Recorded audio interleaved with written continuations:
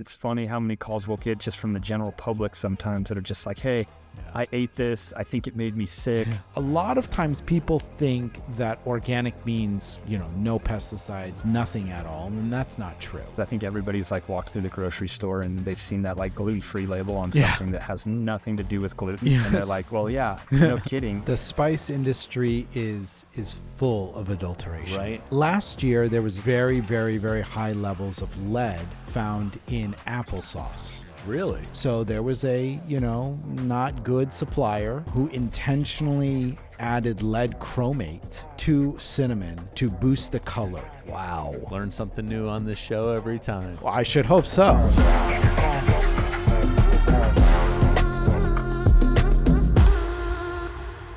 Hey, Spice Nation. Welcome back to the OG Spice Guy Show. I'm your host, Jonathan Raju.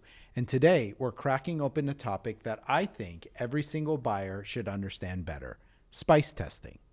Now, if you're in this industry, you've probably heard questions like, what's the deal with heavy metals? Can spices have gluten? And how do you actually test for pesticides?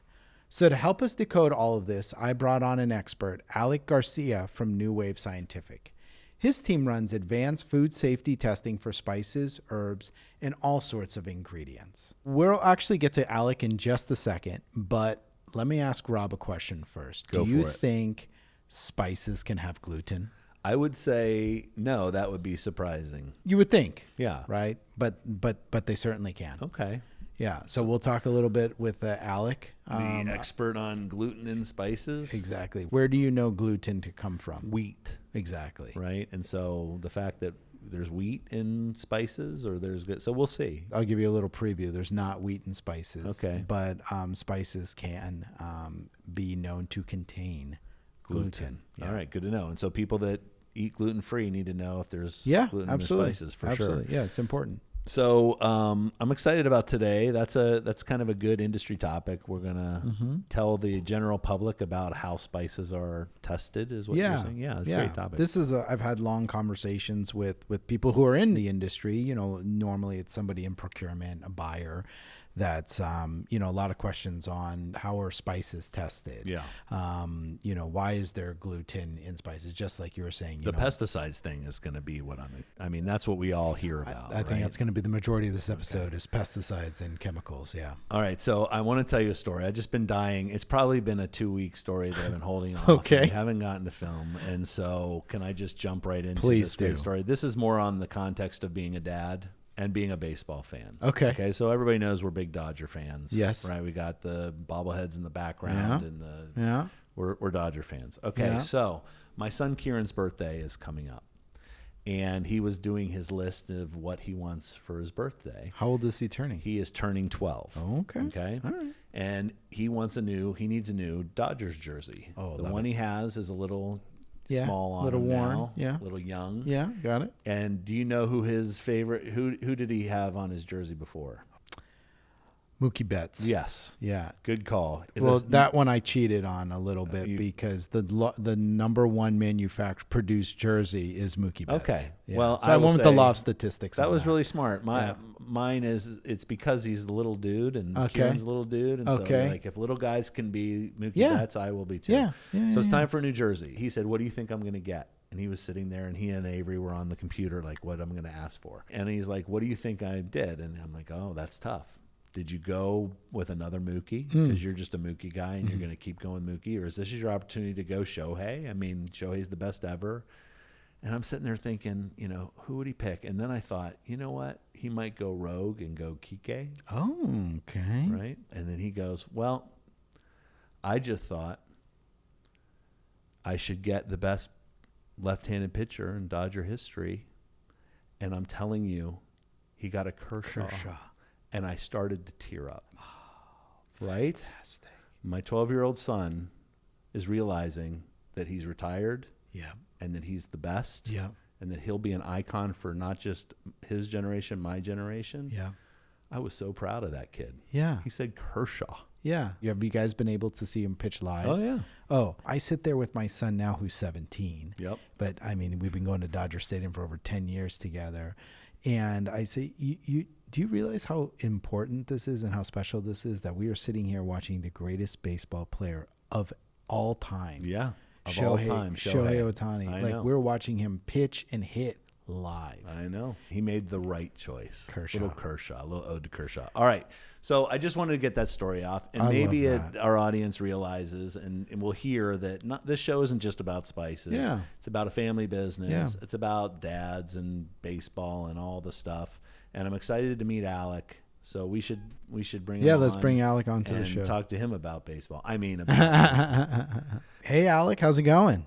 Doing well, guys. How are you doing? Thanks for having me on. So, yeah, Alec, maybe you can give just a little background on yourself and New Wave and what you guys do and why you do it. Yeah, so my name's Alec Garcia. I'm one of the owners and founders of New Wave Scientific.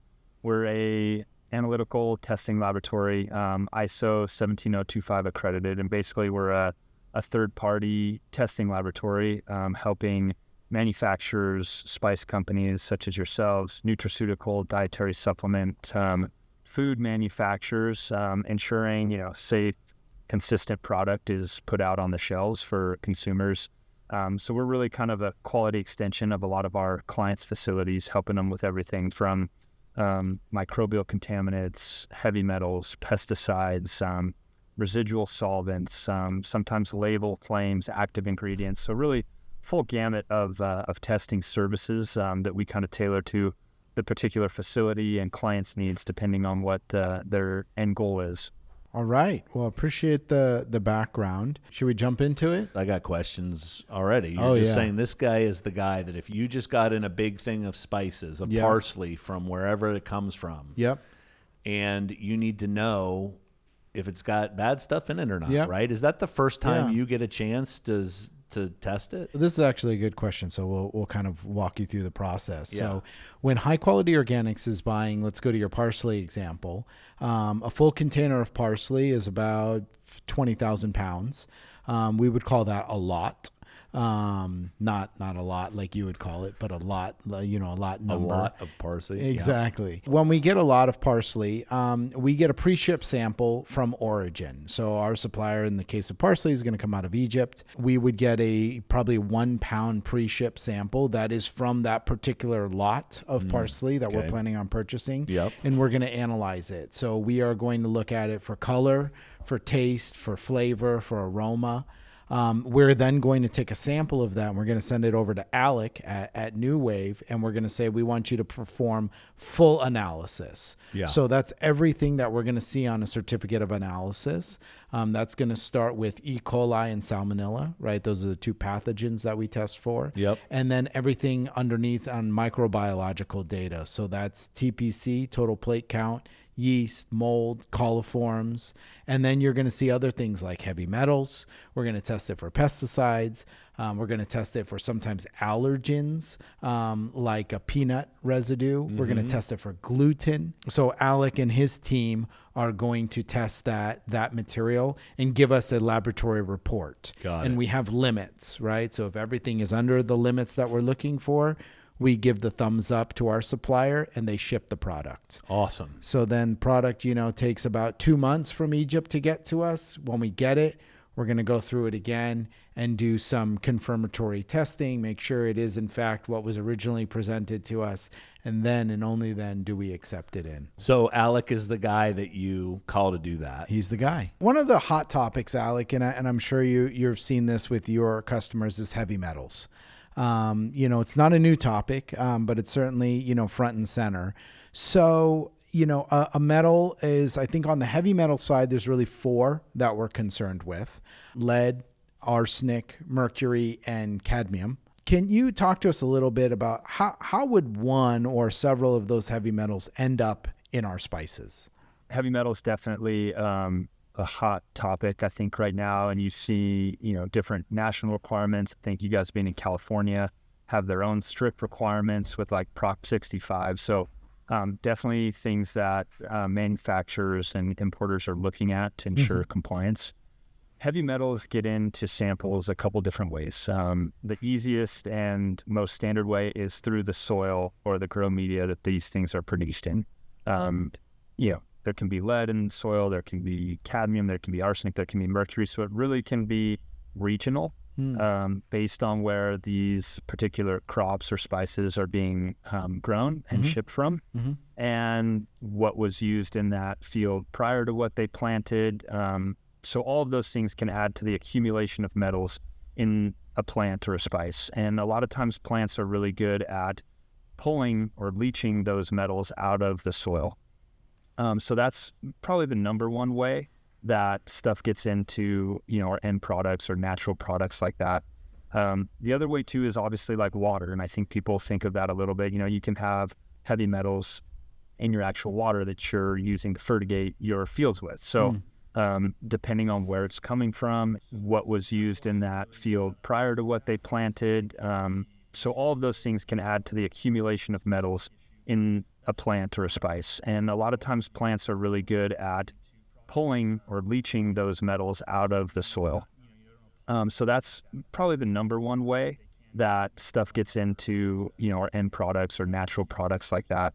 The other way too is obviously like water. And I think people think of that a little bit. You can have heavy metals in your actual water that you're using to fertigate your fields with. So soil and water. And that makes sense, right? That's what any plant needs to grow. Last year, there was a super hot topic that was national news.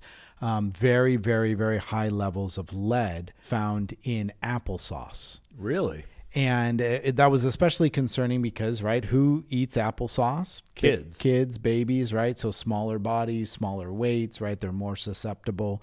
What actually happened, it's unfortunate, but it's what we would call economically motivated adulteration.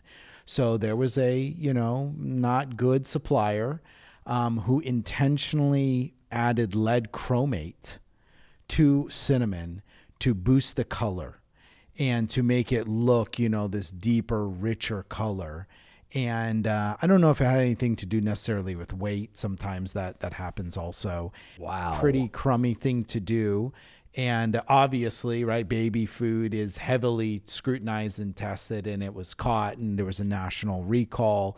But the whole industry reacted, and they said, customers came to us and said, do you have your lead? Do you test for lead? We're very concerned about lead. And we said, yeah, not only do we test for lead, but we've been doing it for like over 15 years now. Yeah. Like we've known about this concern in the industry. And so, our cinnamon supply has thankfully always been very safe. And when this happened, it's interesting what you're saying about the soil, Alec. I asked our cinnamon supplier out of Vietnam, I said, hey, your material is always testing really low for lead. How is it that you guys are able to do that?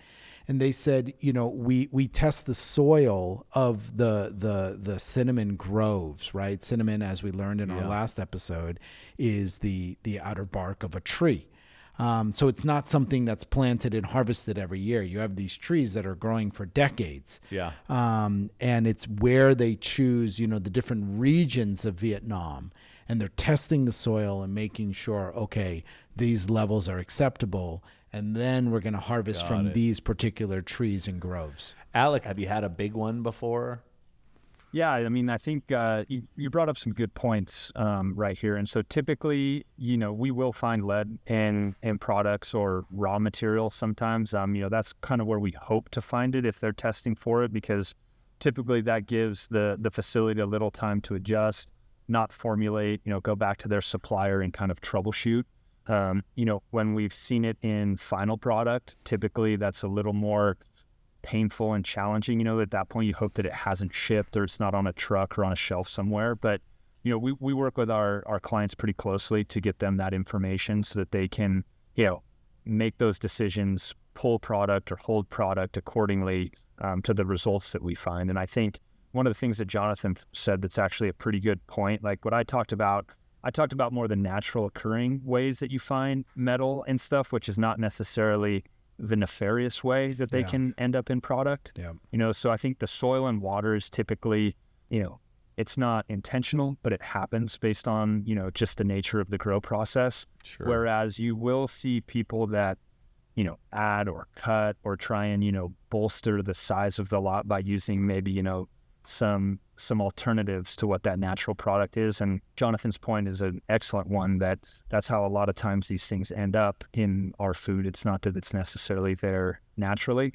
but somebody's added it for color, for volume, for some other reason. And, if you're not doing your due diligence on the material that's landing on your dock, then, that can be a problem.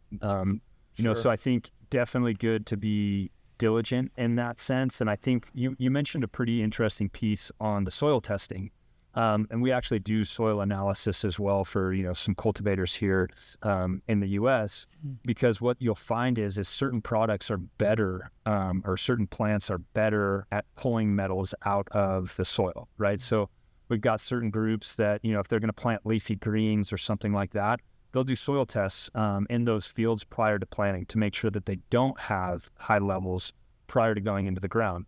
Because if they have those there, they know that, hey, these types of crops are going to, pull it out in much higher quantities than maybe these ones. So they'll actually do soil analysis, in the, late winter, early spring before going into the ground to try and ensure that they don't have problems in those products when it comes to harvest. So this is a conversation that I'll have with customers is they'll always ask, do you guys test for heavy metals? Yeah. And so I often think you're not asking the right question.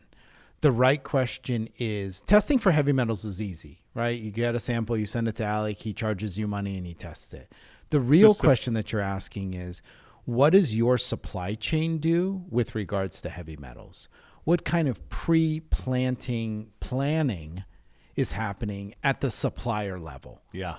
And how well-versed is your supplier in heavy metals and the concerns of those heavy metals?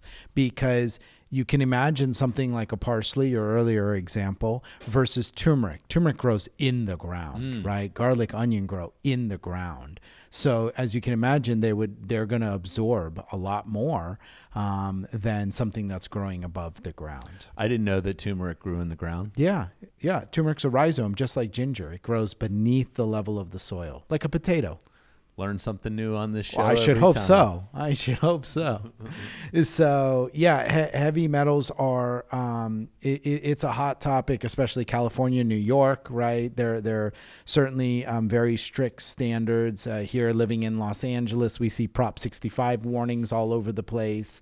The important takeaway when it comes to heavy metals is really talking to your supplier and understanding their supplier base at origin. Yeah. Saying, what are the things that your farmers, that your growers are doing with heavy metals? The other last point I want to bring up is heavy metals really make a difference depending on how the product is being used. So if it's something that you are consuming in large quantities, the heavy metal tolerance is a lot lower, as opposed to something like spices, which are typically added in very low concentrations with respect to the overall dish that you're making. Okay. So the easy example I give is if you're using turmeric in a curry, you're currying something, maybe it's a couple of grams or half a teaspoon that you're putting in there, versus if you're putting 2 tablespoons of turmeric in a smoothie, right, for health benefits, then you really got to be cognizant. Concentration would be big. Exactly, because you're consuming more. Yep. And it comes to that daily dose, I think, is what a lot of places look at is, hey, what's the daily dose that you're consuming? What are those safe harbor levels? Depending on if you're a child or an infant, they're definitely lower. But I think you hit that right on the head, Jonathan, as far as, the amount that you're consuming really comes into the safety factor. But you need to know what's in there so you can assess accordingly. Topic number 2. This was the heavy metal section. Yeah, so now we're moving on to gluten. So this is what we were talking about. Okay, gluten and spices. This is new to me. I know. It sounds crazy, but I've had buyers that will ask me, like, why does a chili powder have to be certified gluten-free? And of course, gluten comes down to there's, percentage of the population, people who have celiac disease. They are very sensitive to gluten. A lot of, GI upset, things like that if they ingest gluten. So it's a fair, question to be asked. So Alec, I'm going to turn the question over to you. How would gluten end up in spices? Yeah, it's a good question. I think it's funny because I think everybody's like walked through the grocery store and they've seen that like gluten-free label on something that has nothing to do with gluten. Yes. And they're like, well, yeah, no kidding. Like it doesn't have gluten in it. But really why this is important, where it comes down to a lot of times, comes to the process flow and how that material is handled post-harvest, right? So gluten in things like a spice are typically like a handling or some sort of cross-contamination issue. And I'm sure, your viewers and like you guys, Jonathan, right? You pull this stuff out of the ground, and then it typically goes through like a drying process, a milling process. It's on a line for packaging, and that's typically where that gluten contamination can come from, right? Especially depending on the quality process of some of these machining operations, right? It's, they run a lot of flour through there, and then right behind it, here comes your tarragon or your oregano or your parsley or something like that. And so that's where you get kind of this gluten cross-contamination. And I think that's what folks don't realize, right? Like everybody thinks that maybe like, oh, they're just doing parsley, but these manufacturers may be running multiple products. And if you have a wheat-based ingredient also that can be added to these things, we kind of talked about people adding things as fillers or for color. That can also happen just based on, using a wheat-based product as an additive for weight or whatever else. Yeah. All right, I'm going to jump in here. Yeah. So you guys are telling me that it's something to beef up the weight of your product, right? I've heard that twice. The spice industry is full of adulteration. Right. And so, okay, we want to sell 1,000 pounds of turmeric and we only have 800 pounds. Let's add 200 pounds of wheat gluten-free stuff because it's just heavy. wheat. Or you wheat. could even add wheat, powdered flour, see? Yeah. They're cutting the stuff. Exactly. Wow. Exactly, Okay. yeah. And that's how gluten's getting in there. That's one way. That's one way. I get it. Again, we would call that economically motivated adulteration. Okay, so there's one. The other one is just cross-contamination because the truck had a bunch of wheat product in there before, and now there's enough that Alec has said, hey, need to let you guys know that this just tested for gluten, and that client that is gluten-free, broadcasted, and is serious about it is saying we can't use this just from a cross-contamination. Okay. Right. So, one of the things that we were seeing is gluten in cumin.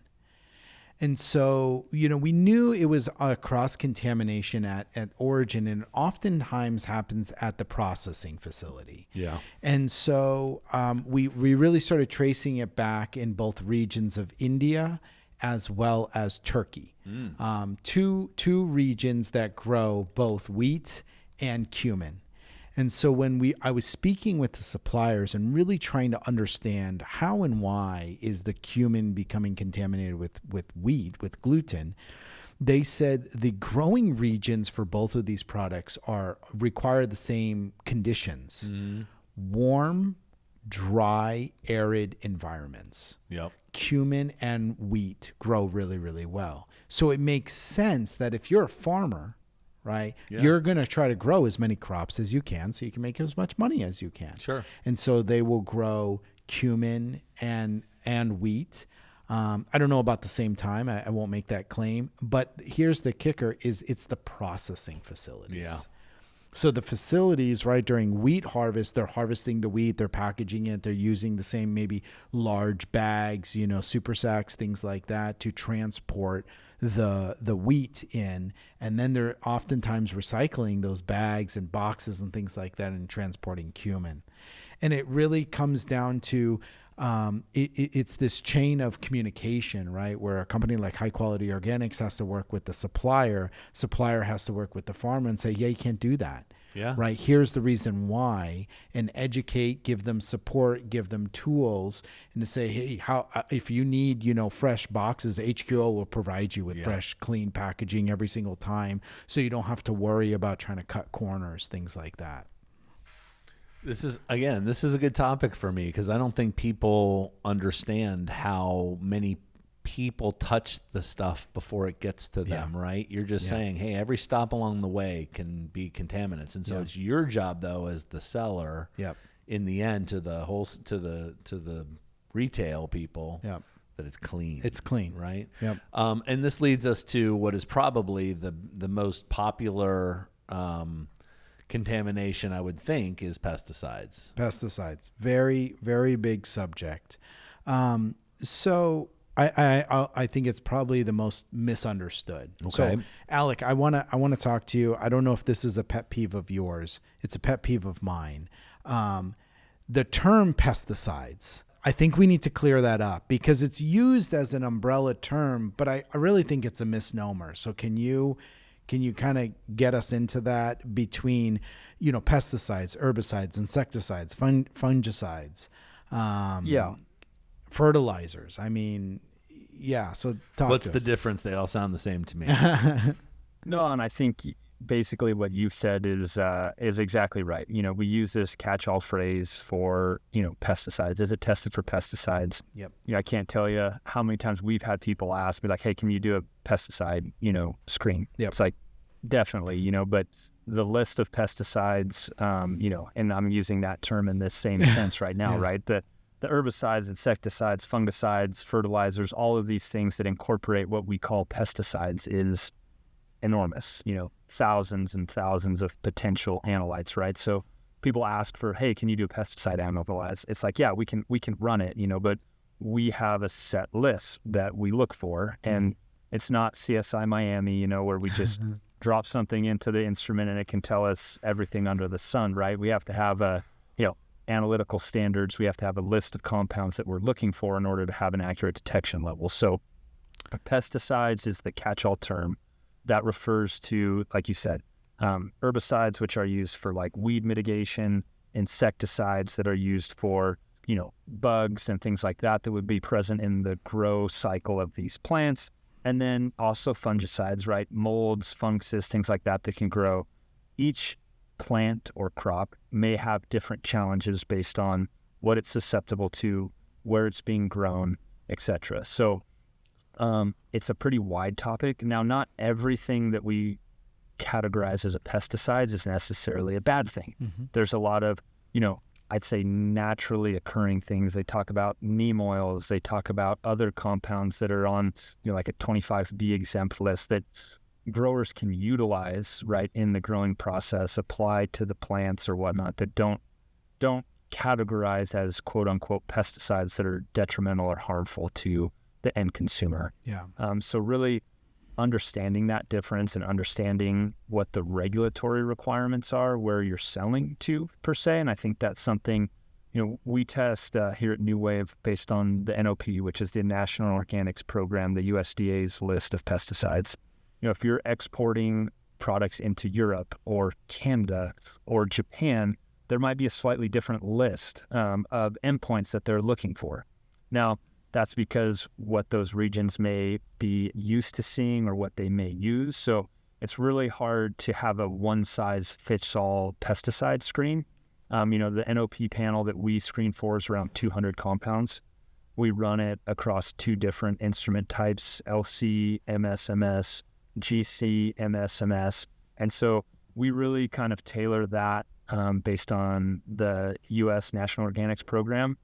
But like one compound that's pretty prevalent right now that's not on that list that's gotten a lot of buzz is glyphosate. Yep. Glyphosate is the active in Roundup, right? Yeah.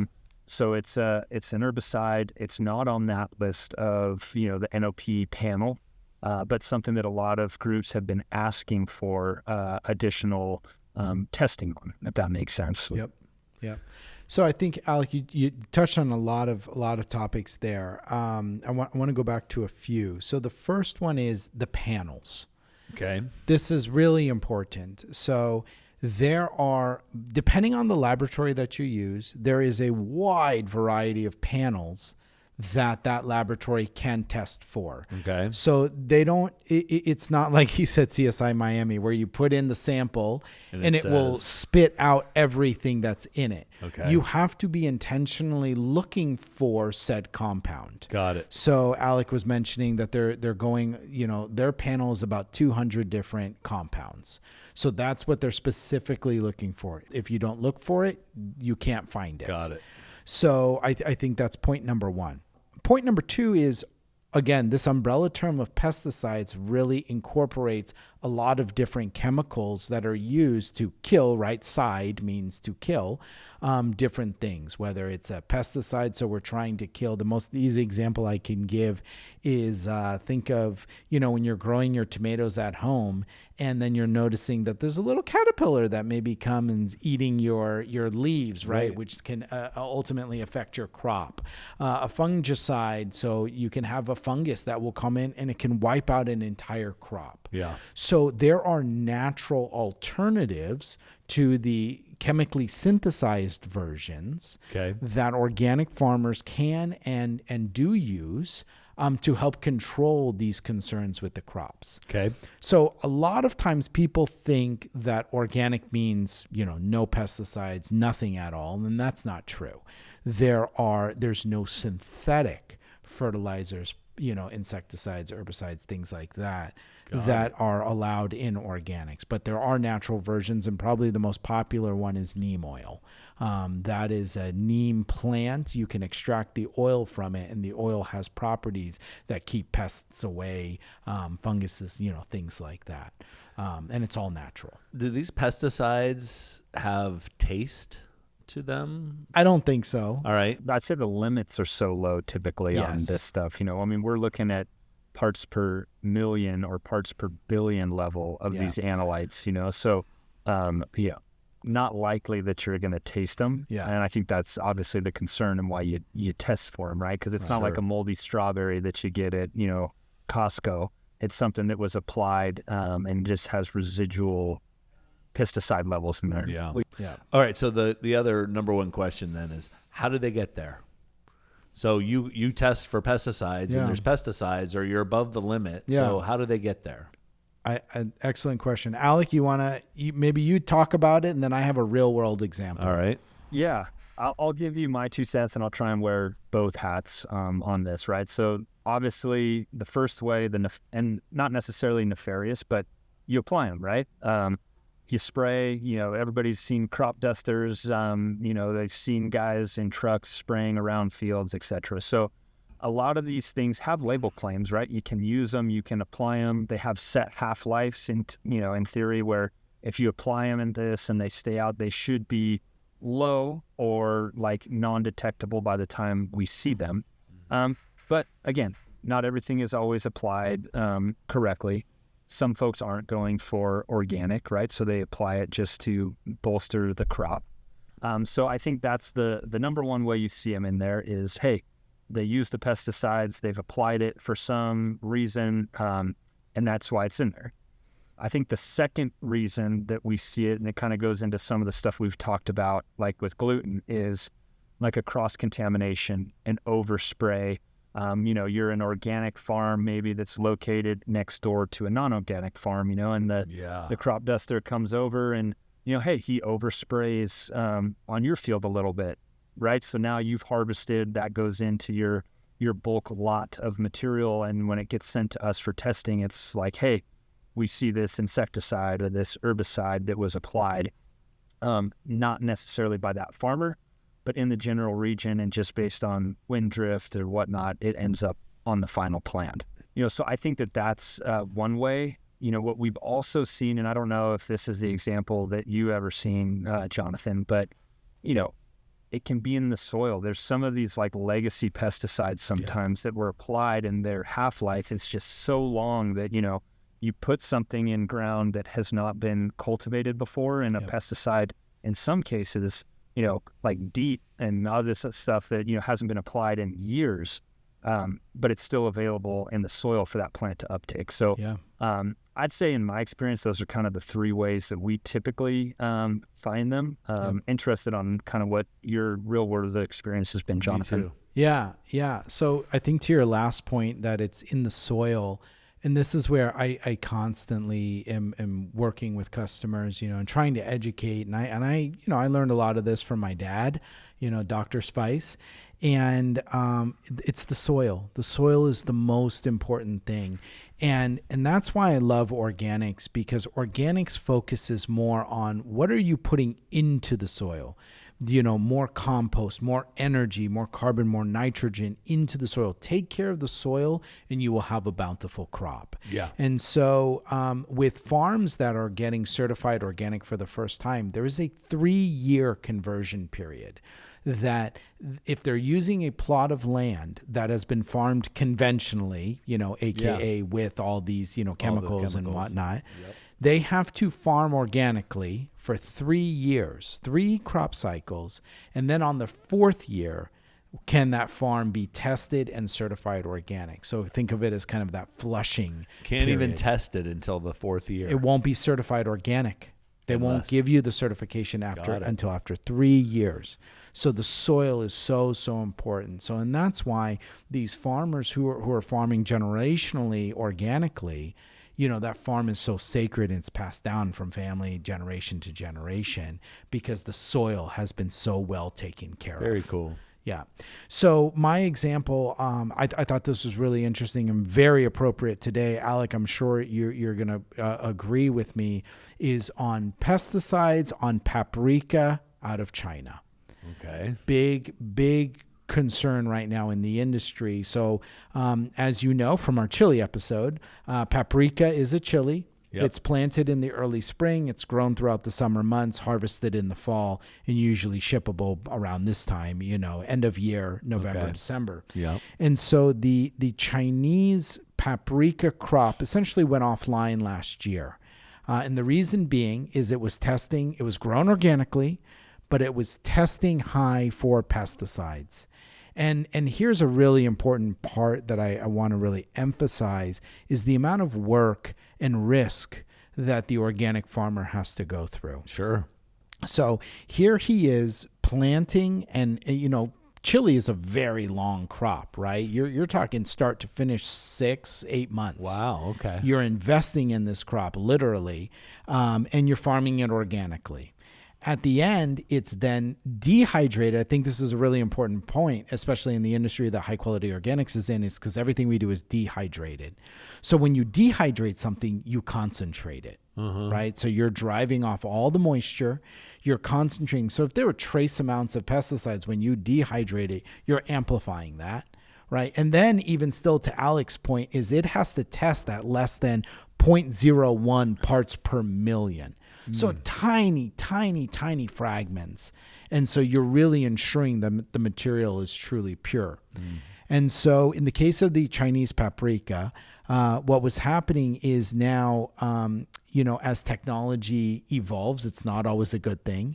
And drones are becoming more popular in China. And so rather than you have a conventional field, right, whether it be next door or even, a couple of kilometers away, and instead of applying by hand or by man, right, you have drones that are flying over what used to be crop dusters, right? Yep. So now you have a more efficient way. You have a drone. It's not as expensive as, fueling a plane. Right. And it's applying these pesticides. Well, these drones are hovering, 15, 20 feet off the surface of the ground.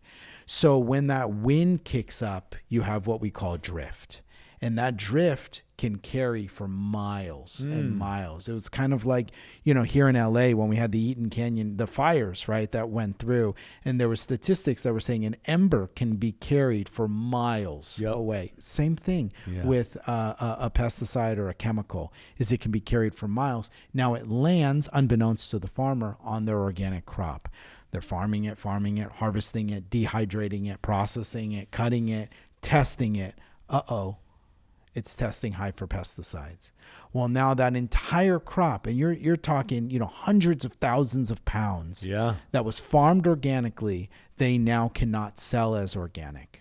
They have to sell as conventional. And that farmer is now taking a 20 to 30% loss on that crop. Got it. If the shipment comes in and it's got pesticides above a certain level, it's not organic. Yeah. Alec calls you and says, hey, it's not organic. And then you call the farmer that you got it from and say, hey, It's not organic. not Now, organic. there's a lot of checks and balances in place to avoid that circumstance, Yeah. right? You're testing throughout the process, and ideally, they're catching it at the farm level, Yeah. at origin. Yeah. But that was the case of organic paprika for this year. So paprika was the hot commodity. Very few people had it, and we were able to get some in, but the pricing was a lot higher, right? Supply and demand. We had to pivot away from China. We went to Spain and Israel.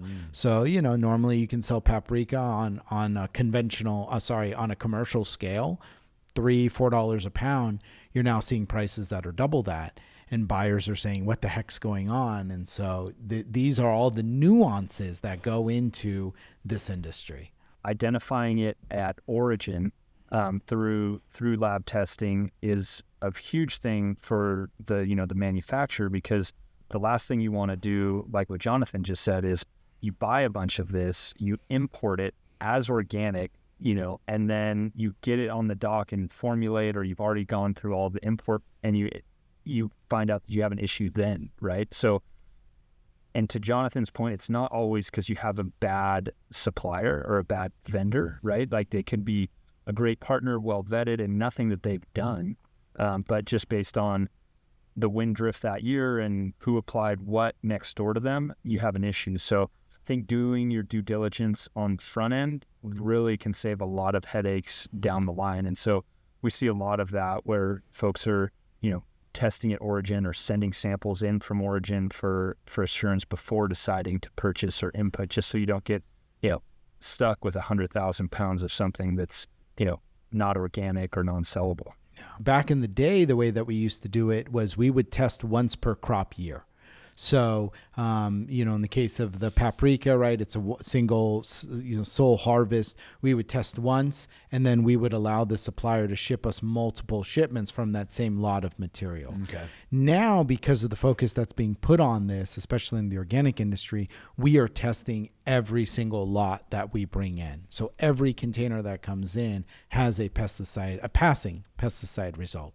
And so as we're heading into the new year, I'm pushing HQO forward so that we can have a pesticide panel accompany every single one of our CFAs. So it just becomes standard, just like the other data on our CFA with every single shipment that we put out.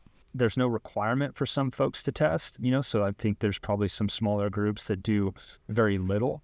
But I think industry standard, and if you're talking to folks that are really trying to do it right, they have some sort of QC program. They're looking at micros, they're looking at pesticides, label claim, etc. Just to ensure, and it's twofold. I think it helps them improve the quality and the product that goes out, and it also protects the end consumer that's buying it. So that's really kind of the role that we feel, and we kind of try and work in with the groups and how they kind of structure their quality program. We don't dictate it. And we do get calls sometimes from people that have we've got a problem. It's funny how many calls we'll get just from the general public sometimes that are just like, hey, I ate this, I think it made me sick. I think there's lead in my, in my whatever, can you test for it? So we do kind of get those requests from time to time. We much rather, be a quality partner on the manufacturing side on the front end to ensure that it's not there. And then, the manufacturers like High Quality or whatnot can look at it and be like, hey, no, look, we've done this, this wasn't in our process on the raw material side. It wasn't in our process at the, end product side. So it gives them a little, a leg to stand on as well if somebody comes back and says, hey, I got sick from this product. I think this is an appropriate time. I also want to say that over-testing is also not the answer. I have a number of customers that will say, well, we'll just continue, we'll test it. We'll test the heck out of it. And I always respond with, hey, that's a dangerous game to play also, because the more you test, the more you can potentially find. So it's not always, consistent. So I think testing an appropriate amount at appropriate places within the supply chain and having that HACCP plan, that risk analysis plan to say, hey, for these products coming from these regions, these are the most concerns that we have. And so we're going to test appropriately. Appropriate testing is really the name of the game. That makes sense. So, Alec, I really appreciate your time today. I think this has been such a great conversation. I really do think our viewers are going to find this super interesting. I know Rob did. I did. Hey, Alec, how do people find out about you and what you're doing? Yeah, they can go to our website, newwavescientific.com. Has a list of, our test offerings, different industries that we work with. Gives you an idea on how to get set up with an account if you want to submit stuff. We get samples from all over the U.S., different places in the world, so it's pretty straightforward. We utilize an online portal for placing of orders, management of reports and COAs for your quality team to be able to refer back, reference lot numbers, etc. So, happy to answer any other questions you guys have, but drop us a line if there's anything we can do to help with your quality program. And thanks so much for coming on the show with us and telling us all about it. We'll drop a link in the show notes so folks can learn more about New Wave Scientific and all the services that you guys offer. So that's it for today's episode of the OG Spice Guy Show. We've covered a lot. What heavy metals are and why they matter, how gluten shows up in spices, and the truth about pesticides in organic. If you found this episode helpful, share it with your sourcing team, QA folks, or anyone who touches food safety. And as always, keep it spicy. The OG Spice Guy Show is produced and recorded by Galaxy Media in Los Angeles, California, in association with High Quality Organics, America's leading provider of organic spices. Executive producers are Jonathan Raju and Rob Clyde. Today's episode was produced by Rob Clyde and Max Flora. It was engineered and edited by Drew Unser. Graphics by Michelle Esteva, web and SEO by Rebecca McDonald, and social media by Bethany Guerrero. You can DM and follow us on all platforms and socials at OG Spice Guy.